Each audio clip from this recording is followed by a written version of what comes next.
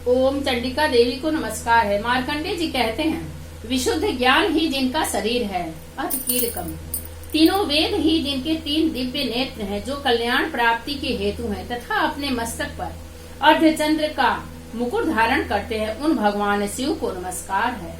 मंत्रों का जो अभिकीलक है, अर्थात मंत्रों की सिद्धि में विघ्न उपस्थिति करने वाले साप रूपी कीलक का जो निवारण करने वाला है, उस सप्तशती स्तोत्र को संपूर्ण रूप से जानना चाहिए और जानकर उसकी उपासना करनी चाहिए। यद्यपि सप्तशती के अतिरिक्त अन्य मंत्रों के जप में भी निरंतर लगा रहता है, वह भी कल्याण का भागी होता है।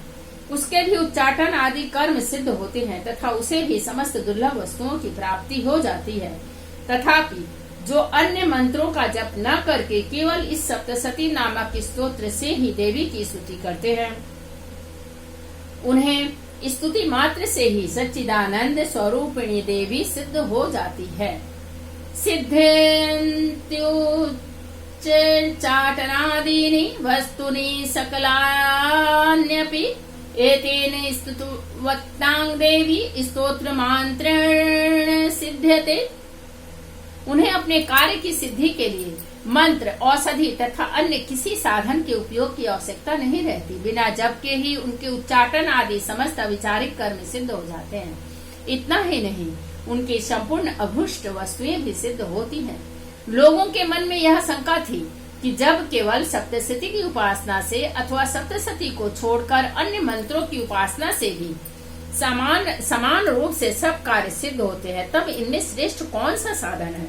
लोगों की इस शंका को सामने रखकर भगवान शंकर ने अपने पास आए हुए जिज्ञासुओं को समझाया कि यह सप्तशती नामक संपूर्ण स्तोत्र ही सर्वश्रेष्ठ एवं कल्याणमय है। तदंतर भगवती चंडिका के सप्तशती नामक स्तोत्र को महादेव जी ने गुप्त कर दिया। सप्तशती के पाठ से जो पुण्य प्राप्त होता है, उसकी कभी समाप्ति नहीं होती, किंतु अन्य मंत्रों के जप जन्य पुण्य की समाप्ति हो जाती है। अतः भगवान शिव ने अन्य मंत्रों की अपेक्षा जो सप्तशती की ही श्रेष्ठता का निर्णय किया, उसे यथार्थ ही जानना चाहिए। अन्य मंत्रों का जप करने वाला पुरुष भी यदि सप्तशती के स्तोत्र और जप का अनुष्ठान कर ले, तो वह भी पूर्ण रूप से ही कल्याण का भागी होता है। इसमें तनिक भी संदेह नहीं है। जो साधक कृष्ण पक्ष की चतुर्दशी अथवा अष्टमी को एकाग्रचित होकर भगवती की सेवा में अपना सर्वस्व समर्पित कर देता है और फिर उसे प्रसाद रूप से ग्रहण करता है, उसी पर भगवती प्रसन्न होती है, अन्यथा उनकी प्रसन्नता नहीं प्राप्त होती।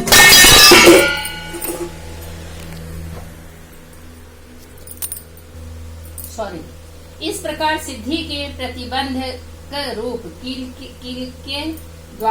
के द्वारा महादेव जी ने इस स्तोत्र को कीलित कर रखा है। जो पूर्वोक्त रीति से निष्कीलन करके इस सप्तशती स्तोत्र का प्रतिदिन स्पष्ट उच्चारण पूर्वक पाठ करता है, वह मनुष्य सिद्ध हो जाता है, वही देव का पार्षद होता है और वही गंधर्व भी होता है। सर्वत्र विचरते रहने पर भी इस संसार में उसे कहीं भी भय नहीं होता। वह अपमृत्यु के वश में नहीं पड़ता तथा देह त्यागने के अनंतर मोक्ष प्राप्त कर लेता है। अतः कीलन को जानकर उसका परिहार करके ही सप्तशती पाठ का आरंभ करें।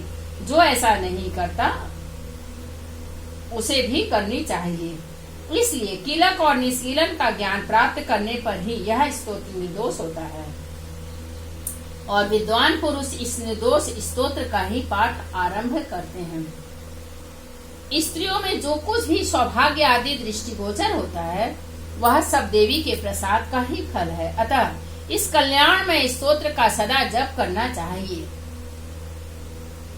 सौभाग्य आदि च यत् किंचिद दृश्यते ललनाजने तत्सर्वं तत्प्रसादेन तेन जाप्यामिदं शुभं। इस स्तोत्र का मंद स्वर से पाठ करने पर स्वल्प फल की प्राप्ति होती है और उच्च स्वर से पाठ करने पर पूर्ण फल की सिद्धि होती है। अतः उच्च स्वर से ही इसका पाठ आरंभ करना चाहिए। जिनके प्रसाद से ऐश्वर्य, सौभाग्य, आरोग्य, संपत्ति, शत्रुनाश तथा परम मोक्ष की भी सिद्धि होती है, उन कल्याण में जगदम्बा की स्तुति मनुष्य क्यों नहीं करते। इति देव्यः कीलक स्तोत्रम संपूर्णम। जय मानव।